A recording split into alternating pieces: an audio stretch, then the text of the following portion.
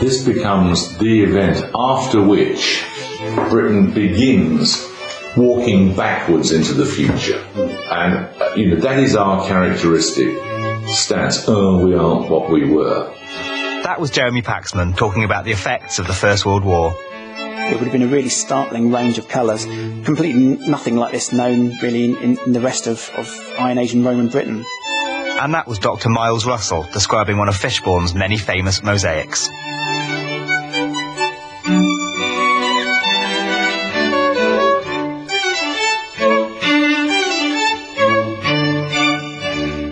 Hello and welcome to the History Extra podcast.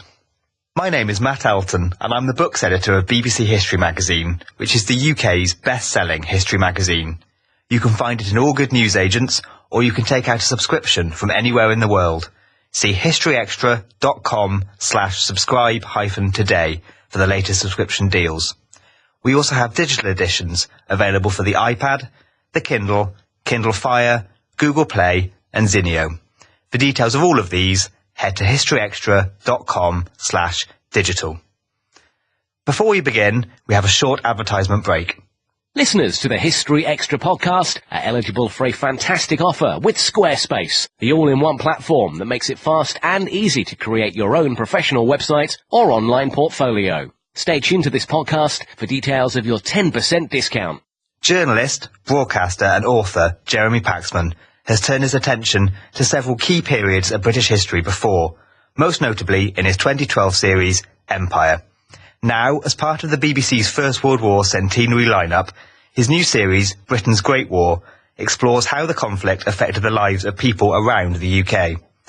I met up with him in London to find out more. Talking, I suppose, first of all about the big picture, to what extent can we understand the start of the war because of those relations between kind of European countries? Well, I think the shorthand version is assassination in Sarajevo. The Austro-Hungarians decide to hold Serbia to account. Serbia's in alliance with the Russians. Russia's in alliance with France. The Germans have given the Austrians a blank check. They have a war plan. The war plan necessitates invading Belgium. That's the shorthand version. So it's kind of that question, why on earth did we go to war to protect the territorial integrity of a basically pointless country like Belgium? I don't think that's what it was about. I think it was about the worth of your signature on a treaty. The Germans, of course, had also signed the Prussians had signed the 1839 Treaty of London, hadn't they? And if you were a great power, as Britain was the greatest power in the world, it had no choice, if it wished to continue being taken seriously, but to honour the treaty. I think there's that, and I think that's the other thing that was largely,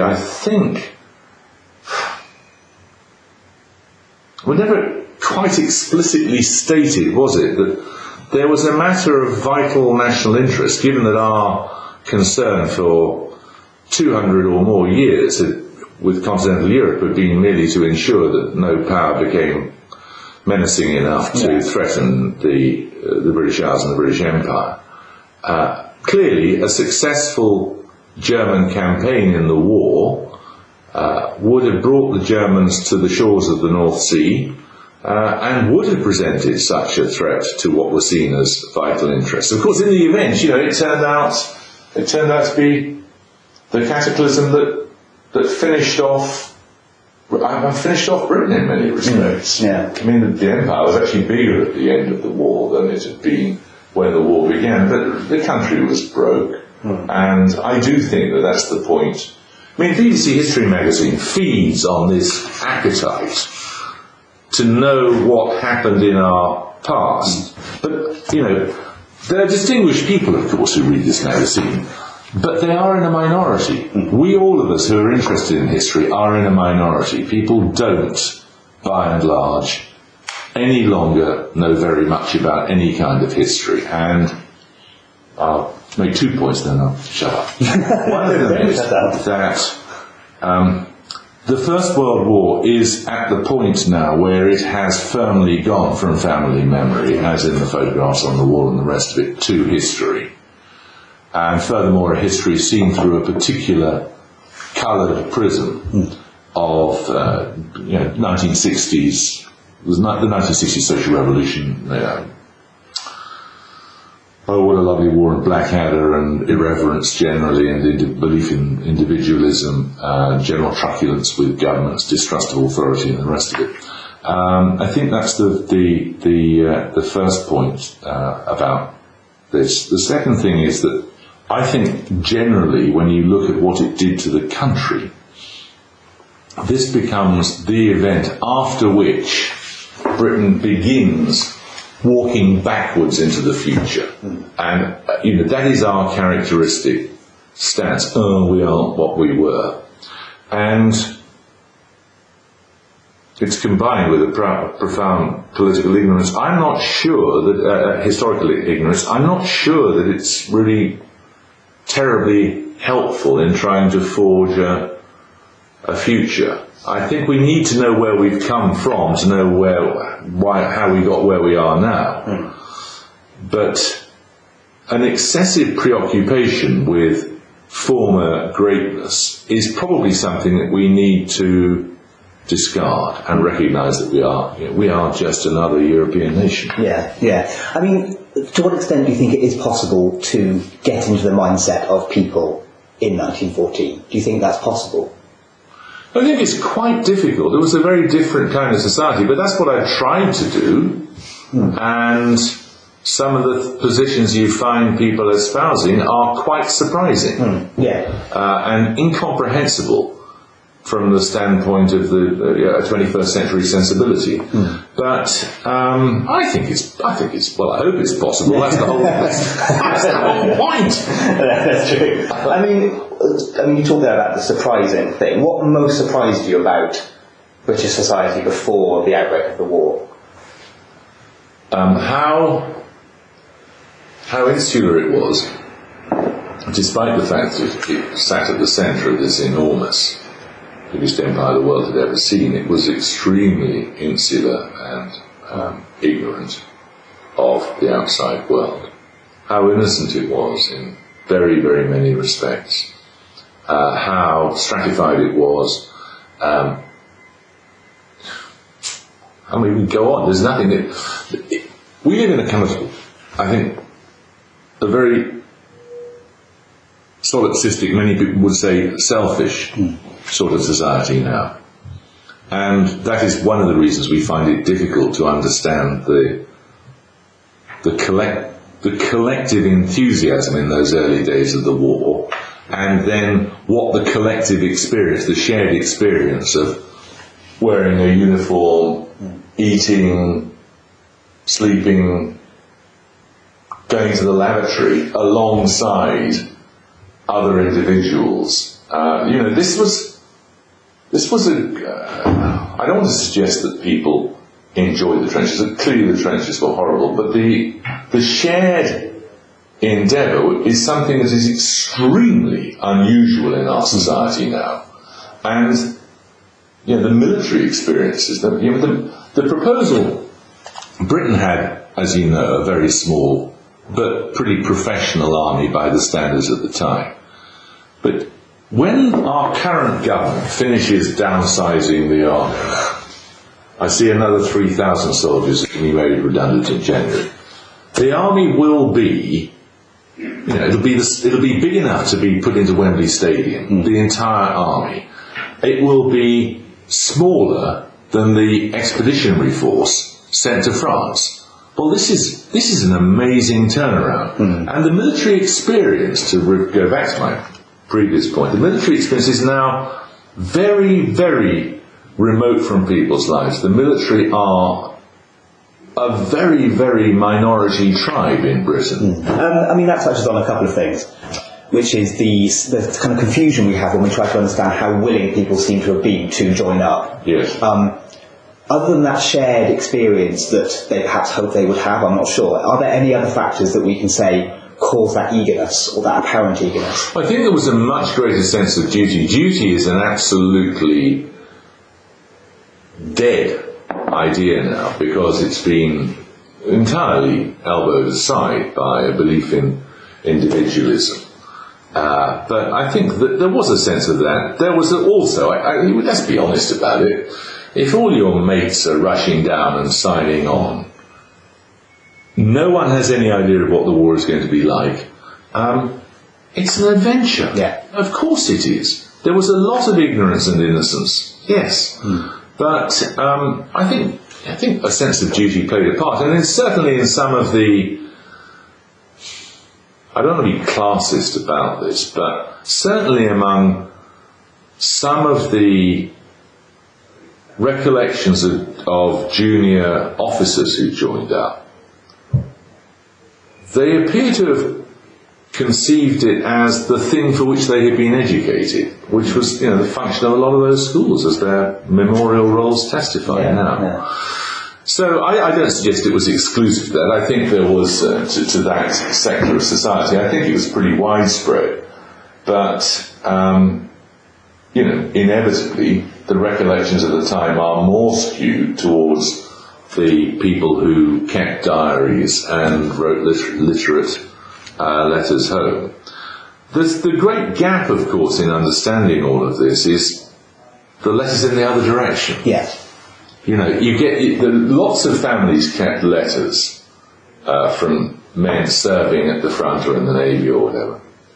But the soldiers, you can understand it. Once the letter's been read and read and read again, what's the point in keeping it? Another letter comes along. Yeah. And there aren't very many. So what they felt on the home front is a harder thing to get at from a correspondence point of view, I think. But there's sufficient about it, I think, to construct a pretty reasonable portrait of a society which was completely galvanised by the war, completely galvanised. No one was unaffected by it, and that's what interests me, because what that total immersion did was to change the society. Yeah. How successful were attempts to cover up the reality of what was happening on the continent? I think this is a bit of a myth as well. I think people were pretty, after the war had been going on for, once you went to 1915 really, it would have been very, very difficult, surely, to conceal the reality of, we always talk about the trenches, the reality of trench life, because it was common by then to very large numbers of people who were coming home on leave or writing letters home on leave. Now, hearing about it or reading about it is not the same as experiencing it, but I don't buy this argument that it was hidden from people. The scale of casualties there were attempts to conceal. Kitchener's famous remark, "Get out of my way, you drunken swabs," which had been actually in Sudan, I believe, typified the view of the media, and that was why the famous Mons dispatch, after the British Army suffered such a terrible beating up and retreat at Mons, why it had such a sensational effect. And that's when you get this huge rush to the colours. I mean, people joining up at the rate of 20,000 a day, 33,000 on the day after I think it was the day after the Mons dispatch is published. 33,000 people signed up in a single day. It's hard to imagine that number of people just... Well, I think it is.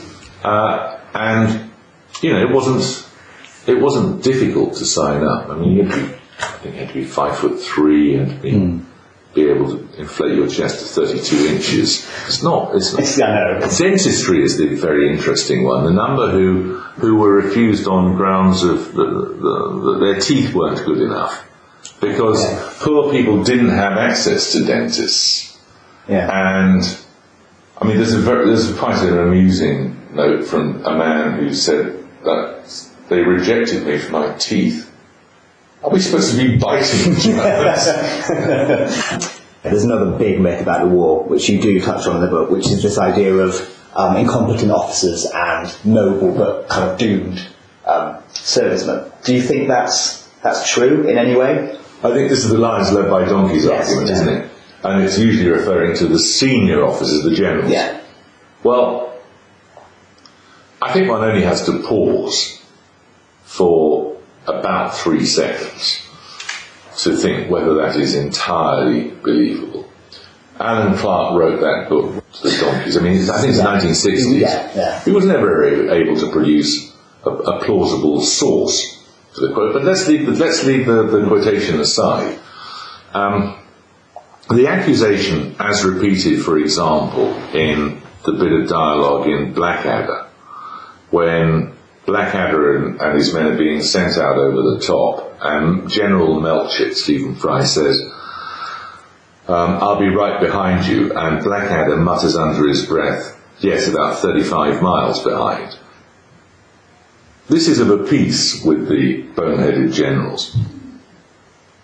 Well, what general wishes to fight a battle that he knows he will lose? Sometimes I guess you have to, but to set out to throw away the lives of your men and make defeat more likely seems to me so asinine that it really does defy belief. And there were perfectly good reasons for the generals not being in the front line, mainly because in the front line you had no idea what was going on. Yeah. Absolutely no idea. When communication, I mean, there were radio had been invented, but there were large installations. There wasn't portable radio. Telephones depended upon lines being laid, which is supposedly buried. You can't do that in the middle of an attack. No. You're relying upon runners, messenger dogs, carrier pigeons, primitive forms of semaphore. This is really, really crude and unreliable. You need some place that you can get a bigger picture than sitting in the trench yourself.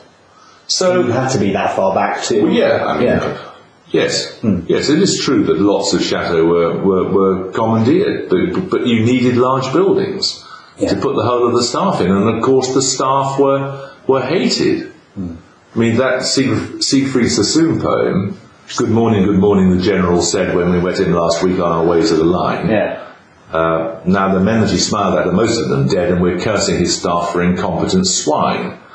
Well, that was an authentic point of view in the infantry, but I think probably inevitable, and I can't see another way you could have organised it. No. Okay. So, I mean, why do you think that view has been so pervasive? Why do you think people tend to see the war in those terms now? Because it stands absolutely as the polar opposite to the spirit that's been promoted since the 1960s, which is one of, as I said earlier, distrust of authority, individual enterprise, hedonism.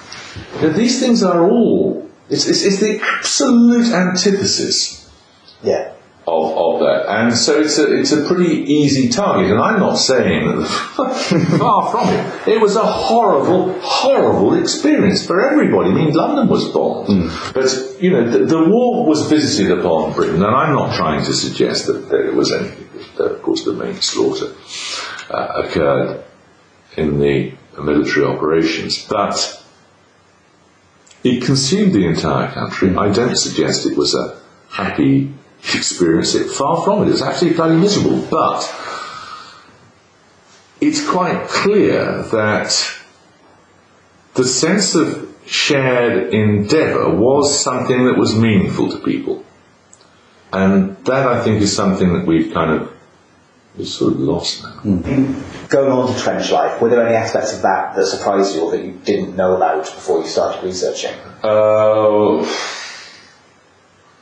Well, how trenches were built is quite interesting. We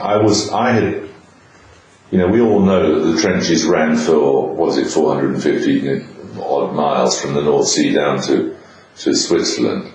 And one assumes, or I had assumed, that they ran more or less in straight lines. They zigzagged, so that if enemy soldiers got into the trench, they didn't have a clear line of fire down it, and to deflect any artillery blast.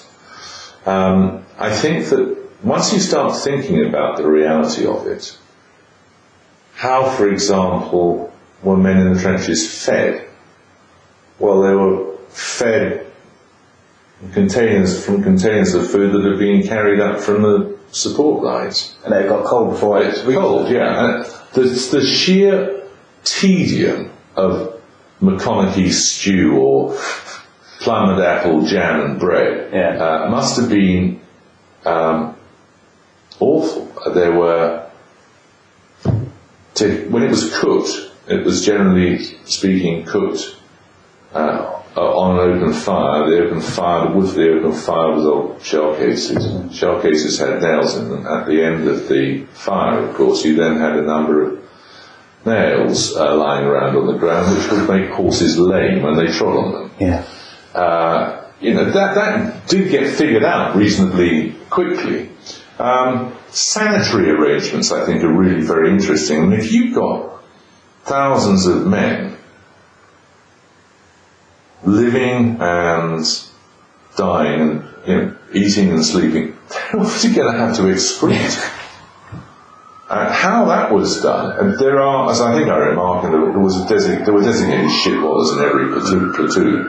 None of whom appears to have kept his diary for understandable reasons. I think it's one of the less glamorous things jobs you could have. And the rats, of course, everyone knows about the rats, I suppose, don't they? Mm. But I love that remark. I think it's from a corporal where he talks about you can walk down the trench after dark and you can kick a rat every 2 paces. And I can't remember what the other reference was. You could lie in your dugout reading a book by candlelight and see the light reflected in the eyes of the watching rats. And you're right that we tend to feel the war now more than think about it. Yes. How do you think we can kind of rectify that? Do you think we can change that now? There clearly is work going on in schools, because you see the letters or the essays or the cards that have been laid on particular graves in the war grave cemeteries in Flanders or elsewhere on the front. So there are some teachers who are trying to get their pupils to understand what the experience was of a local lad joining up. Yeah. And I guess that's probably quite a good way to do it, but there's nothing like enough of it being done. I mean, it seems to me to be taught very much at a macro level, and the only way we're going to get to grips with it is to look at it through the eyes of individuals at the time. Mm. So it's education, you think, is the primary thing that can help to change? Yes, and I don't just mean education in schools. I mean all of us. Yeah. There are now, there are grandparents who've grown up with the very distorted, sentimental view of what it was all like. That it was, the idea of sacrifice was clearly understood at the time. And there was no need to couple it with the adjective pointless, which is where we are now. Mm. It has been pointless sacrifice for, 50 or more years. In fact, more than that, really. The great slew of anti-war literature begins after the war, really, and then goes right through to Blackadder and beyond. Mm. So you think the idea that the war was in some way a failure needs to be tackled? Well, it was a failure in that it cost a tremendous number of lives, but there were positive things that came out of it. I'm not saying it was worth the cost, but in the end, the Germans lost that war, and people always go on about how the Versailles settlement was one of the main causes of the Second World War, but who knows? I mean, what might have transpired in Europe had it all been run from Berlin, which would have been the consequence of a German victory. We just don't know. I mean,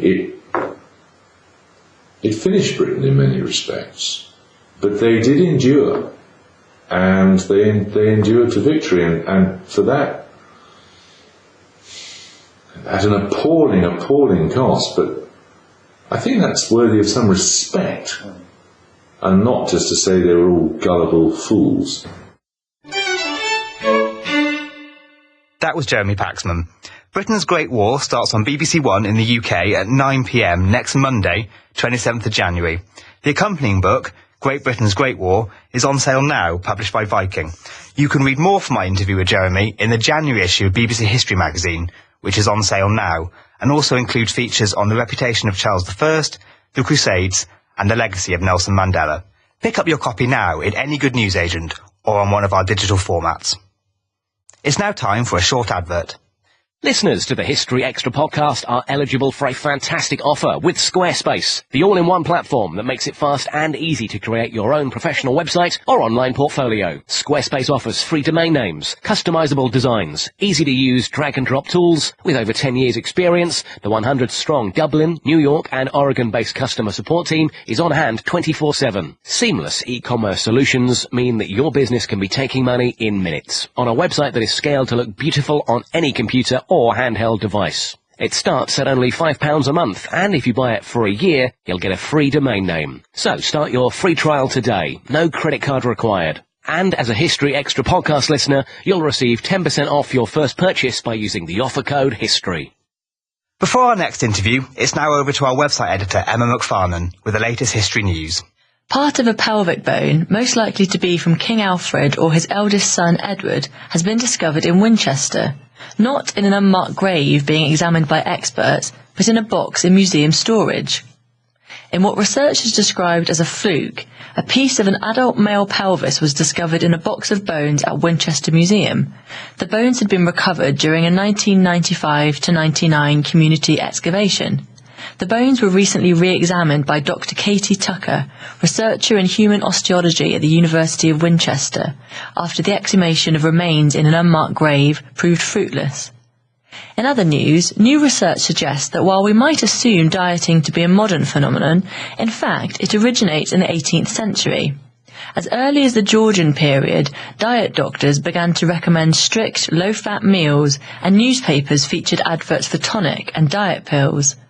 Research carried out by Dr. Karina Wagner from the University of Exeter reveals that by the mid-Victorian period, fighting fat had become a pastime for a large part of the population.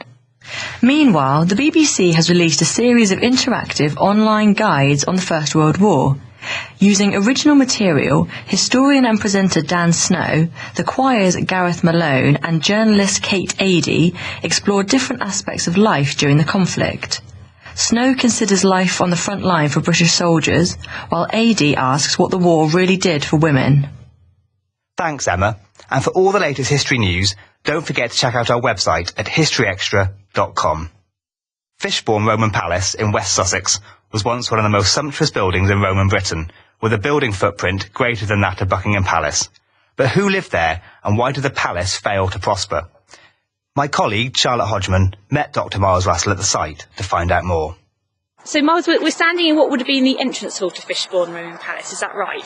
Yes. I think most visitors, when they come to this site, don't really appreciate its size and scale, because the north wing alone is quite a large area of Roman building that's covered with the mosaics. Yeah. But when you actually come out into the gardens, you appreciate that slightly less than half of the building is still preserved in this space. It is an immense footprint. Yeah. It's about 150 metres square, so in size and scale it would have rivaled Buckingham Palace. It is an immense Roman structure. I mean, I had no idea it was that big when you were leading us out of the sort of the visitor part and across the gardens. We were trekking quite a way before we got to the entrance hall. So, when was the site actually found?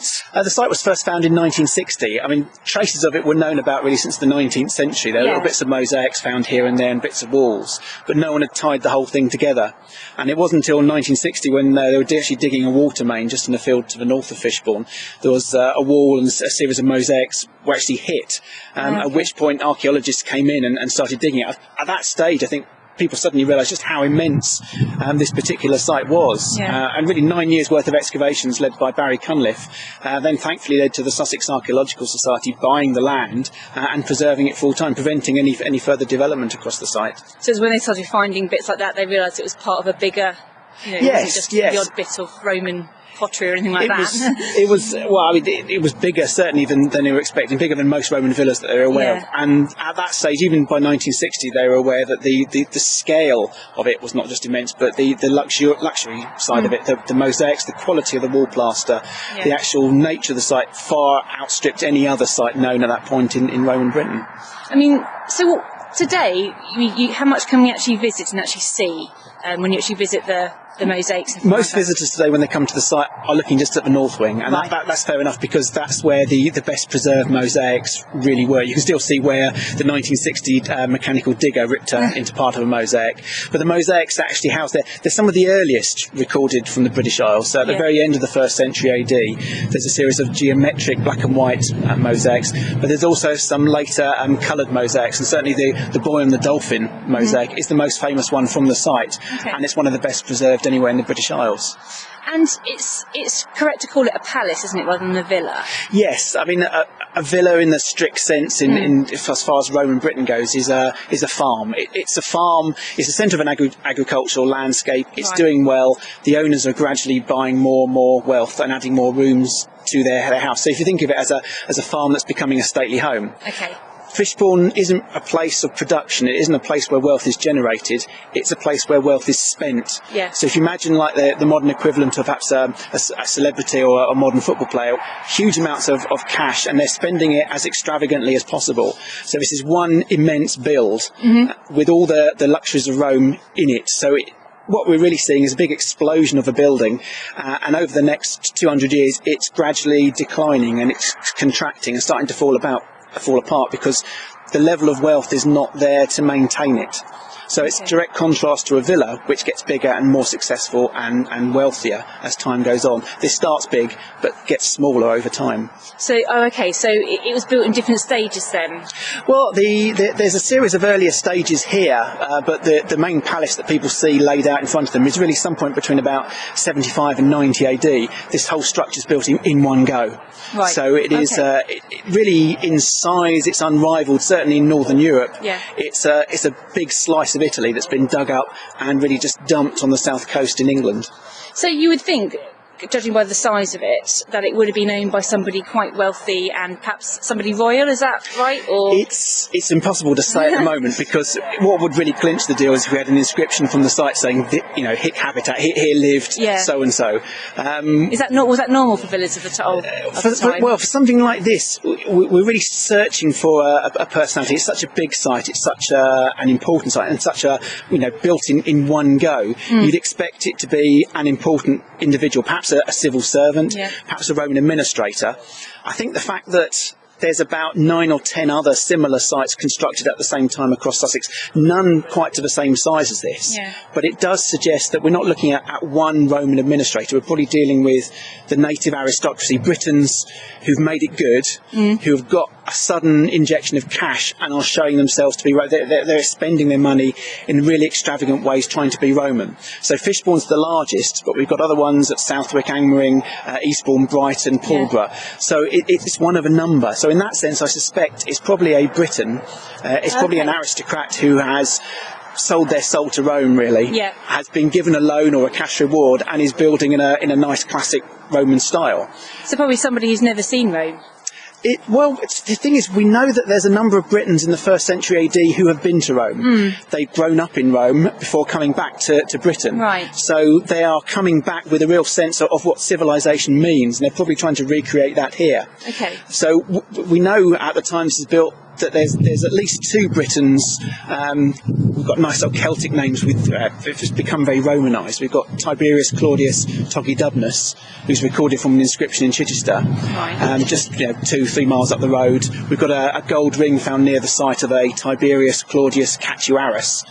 both are potential candidates for living in this particular site. Yeah. It might be neither of them, but I suspect it probably is a Briton who has on the Roman side and has been well rewarded for their services. It's a Roman mystery then. It is. And it's a site like this. It demands people come in, demand to know who lives here. Yeah. And sadly, at the moment, we just don't know for sure. Okay. Well, should we go and have a look inside at some of the mosaics? Yes, let's. Brilliant. All right, so we're now standing in front of probably one of the most famous mosaics, I think, perhaps, of Britain, really, isn't it? The is it Cupid or the boy riding a dolphin? Yes, yeah, it's a little Cupid figure on a dolphin. The dolphin's quite sort of stylised. It doesn't look very dolphin-like. It's got a little sort of moustache and very sort of strange tail, but you've got these other sort of sea creatures dancing around him. Yeah, it's amazingly preserved, isn't it? It is. I mean, one of the things that strikes you when you look at a lot of these mosaics is because the original palace site at Fishbourne was built on an earlier military site. There are pits, there are ditches, the whole series of things that a lot of the floors are subsiding down into. This one is subsiding as well. There's a great dish in the centre of it. Yeah. In a way, that's a good thing because it means that it's been out of the line of ploughing. A lot of the mosaics which are on the surface have got plough lines gouged through them. This one has been completely avoided by any of the ploughing activity, so it is beautifully preserved. Yeah, and I guess in its day it would have been very bright. Very brightly coloured, or yes, I mean it's one of those things. Of course, unless it's continually washed down, the colours do start to fade. But if you sort of imagine this, and then also a series of purple and red and yellow walls around it, it would have been a really startling range of colours. Completely nothing like this known really in the rest of Iron Age and Roman Britain. So it's literally sort of a mind-blowing experience coming into here, seeing these floors, seeing the walls and the ceilings in that high state of decoration. Yeah, I mean, what room would this have been? Well, originally in the palace, the north wing that people come into today existed as a series of apartments. It looks as if they are arranged possibly for guest accommodation. Right. So you've got 2 courtyards, each has got its own dining room, each has got its own bedroom and reception area. This is probably a private dining space within one of those areas. It's been developed over time. What we're looking at this mosaic is mid-2nd century AD. So it's at the time where the palace is becoming subdivided. We're seeing separate ownership of discrete areas. So this may still be functioning as a dining room, but they've obviously they've overlain the earlier black and white mosaics, and they've really gone for a huge splash of colour.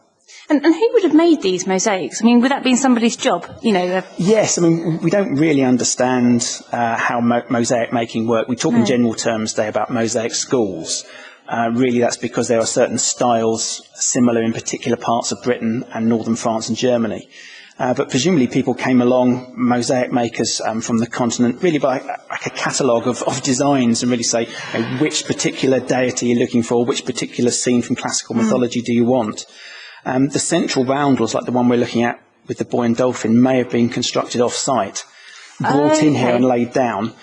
Sometimes you see this with a number of mosaics. The central piece is the most artistically intricate and well designed. And the areas around it are really just sort of infill. So it's almost perhaps a section is brought in and then someone's actually working on site who may not be the major craftsman is putting the geometric designs, the more simpler things around just to really sort of fill the space. So we can imagine those geometric black and white squares we can see around the mosaic may have been where furniture originally was situated. So you've got dining guests sitting around this space all looking at the... So that would have been this would have been the feature of the room, this... Yes.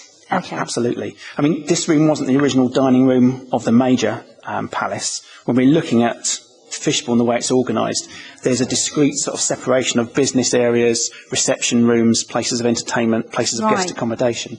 So the north wing is where guests may have been housed, and the eastern wing is really, we've got a whole range of offices and private sort of workspaces. The south wing is sadly... hasn't really been fully investigated because we've got houses and a modern road across the top of it. But it does appear to be looking out towards the sea, and that there may well have been a private garden. There are deer bones around here as well, so they might have had their own sort of private herds. And the west wing is where you've got your major dining room to start with. That's probably where you've got your owner's bedroom and other places of social entertainment. So you can really sort of segregate activities around the 4 wings of the palace, all looking in towards the central courtyard where you've got an ornamental garden. So it was far from just a living space then. Oh yes, yeah. I mean, whoever here has probably got a range of political responsibilities. Yeah. They're obviously a major landowner.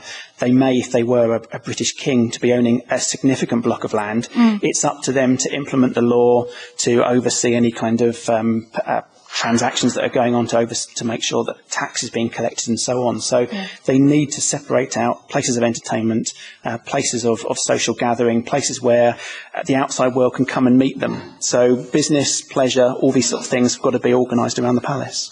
And these types of buildings, were they sort of status symbols, do you think, in Roman Britain? Completely, yes. I mean, there's nothing like this known in Roman Britain, really, or rest of northwestern Europe. So whoever's living here is a multi-millionaire. They Wants are everyone to know it.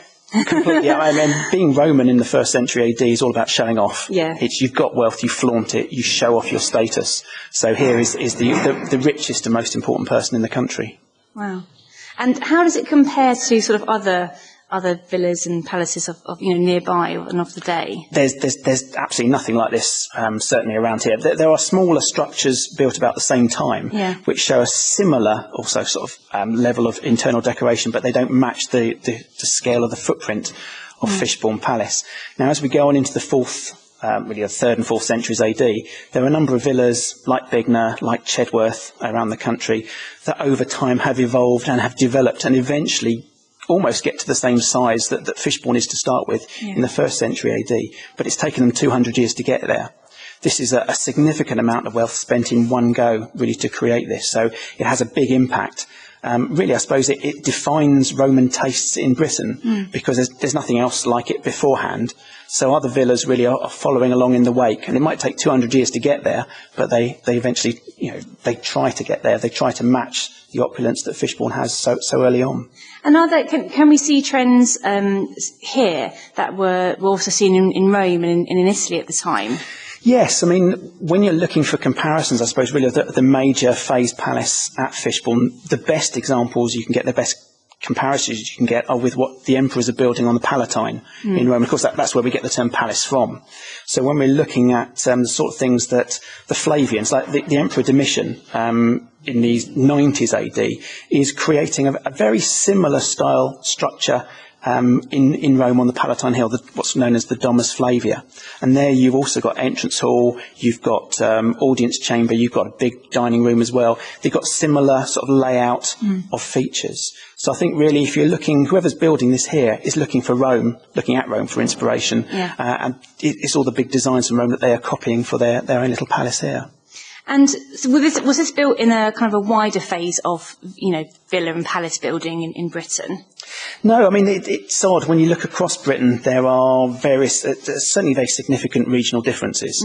Sussex, little parts of Eastern Hampshire and parts of Kent and Essex are unusual because you see a very sudden, brief flowering of Roman culture in certain areas. Probably because you've got extremely wealthy aristocrats who want to be Roman and therefore are buying into that sort of system.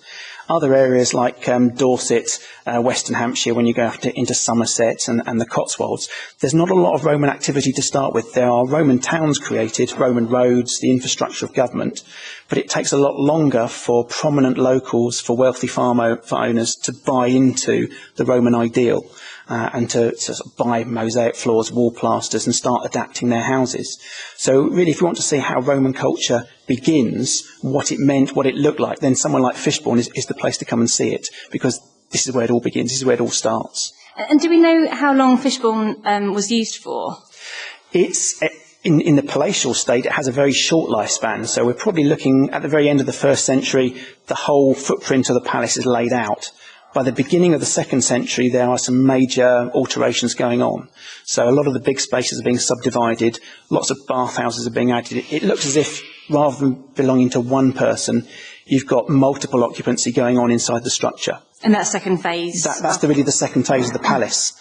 And that goes on. It's really a case of contraction. I mean, it's still in its major period of decline. Fishbourne far outstrips many of the other villas in the country.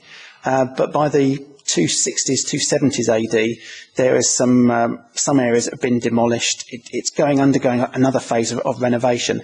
Then there's a catastrophic fire at some point, probably in the late 270s, beginning of 280s AD.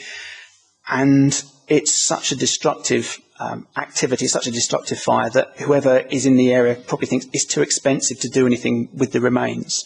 What we see from them onwards is the site is really used as a quarry, stones being ripped out and being reused. Yeah. There's no real use for the mosaics. You can't do anything with these little stones. So the floors are left in place, but the walls are removed. So really from 280 AD onwards, the palace is no more. Now, how that fire actually began, we don't know.